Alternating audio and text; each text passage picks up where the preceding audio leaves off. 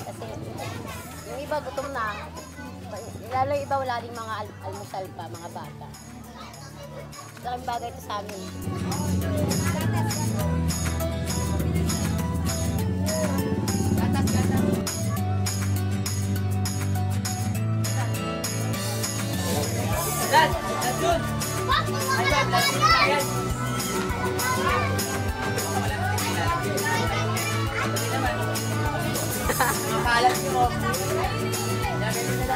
Baliw! Pila lang kayo. Dali lang, dali lang. Dito kami natin. Ay na.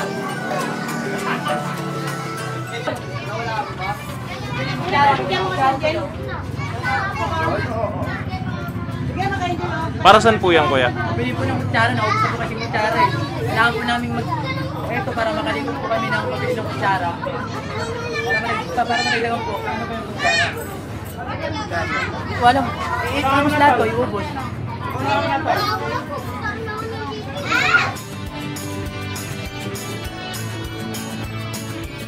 Ano po, masaya pong nakakatulong po kami sa mga bata na maliliit na walang halos pagkain, wala silang halos na pambiling gamit. Then sa community naman po sa paligid po kasi ang pangit naman po kung nilalakaran niyo po is madumi, is kung pangit sa paningin ng iba, po. Kaya po yun po ang masaya po ako na ganito pala yung feeling na nakakatulong.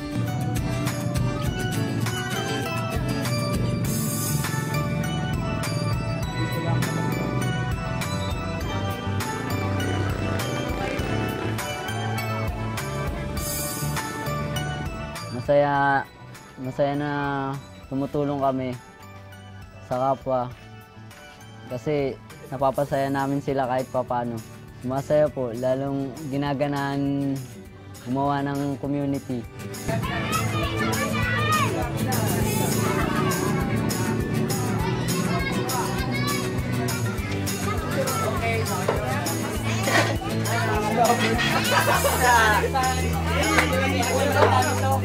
Bukod din po sa pagtambay namin or pagupulang namin dyan, mayroon po kaming iniisip na ganito, na para tumulong sa kapwa, project, mga ganyan po, feeding program.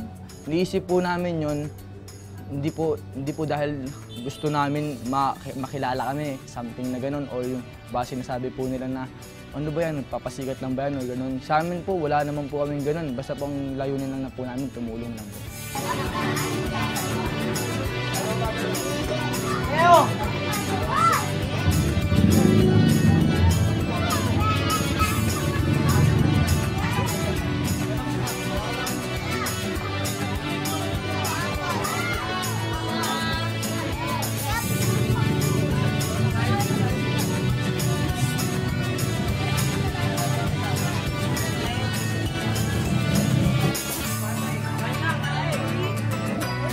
Masaya.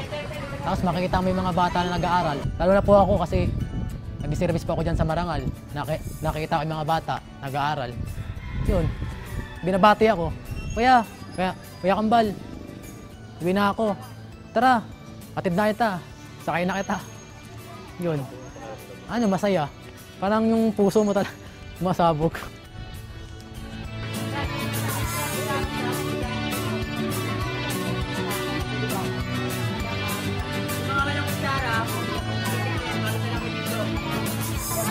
Oo.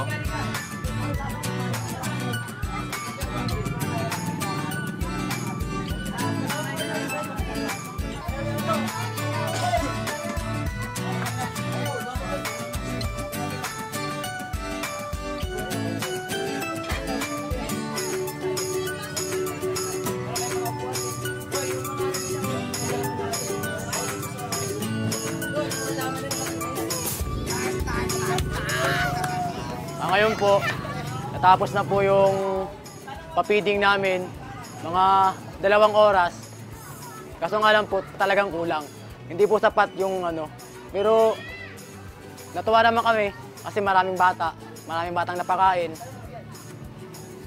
Sana po sa susunod, mas ano pa, mas malaki pa. Tsaka ngayon po, meron po kaming quorum dun sa baba. Meron po kaming pag-uusapan na sana sa kasunod na buwan, yung ganito siya ulit.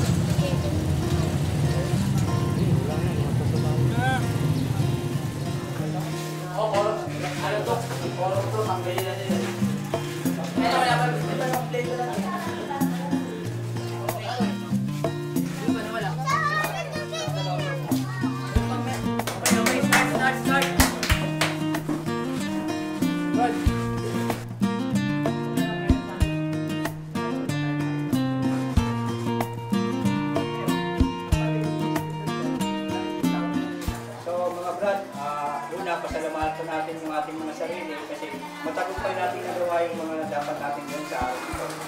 Yung ating community project at yung ating reading program.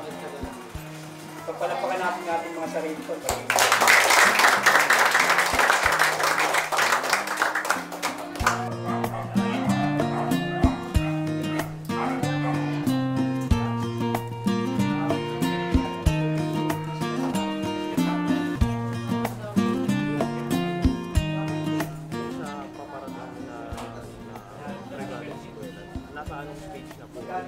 Malaki pa po talagang kulang namin. Pero yung sa amin lang po, yung target namin ngayon, kung hindi mga 200 na bata o 250. Kasi dati, ang target namin, 150. Nakaya naman namin eh. Ano lang, paunti-unti, at least meron kaming nabagi sa kanila. Kahit konti, yung naitulong namin, meron naman silang mabalik sa amin na, "Kuya, salamat ah."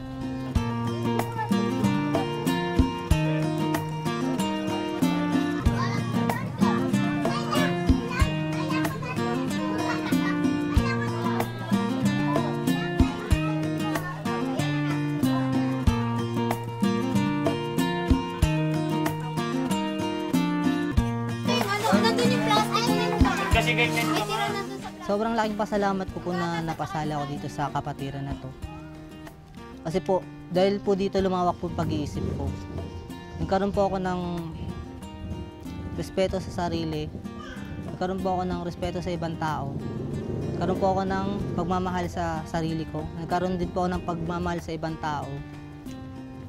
Bukod po sa mga brad ko, mga mahal ko rin po yan. Then, marami po akong nalaman.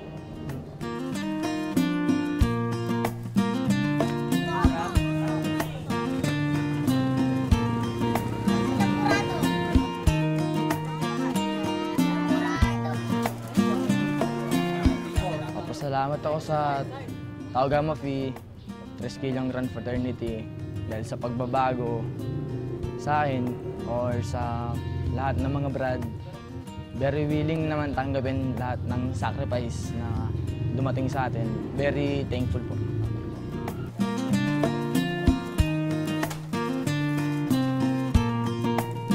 Sa mga taong may kaya naman, dapat tumulong kayo sa kapwa nyo. Sa yung mga tao, mga batang walang-wala, hindi kaya mag-aral, dapat yun yung ano nila, yun yung tinutulungan nila. Kasi kami nga, tignan mo kami, sa sobrang liit pa lang ng member namin, tumutulong kami. Yung pa kayang mga yung may mga kaya sa buhay.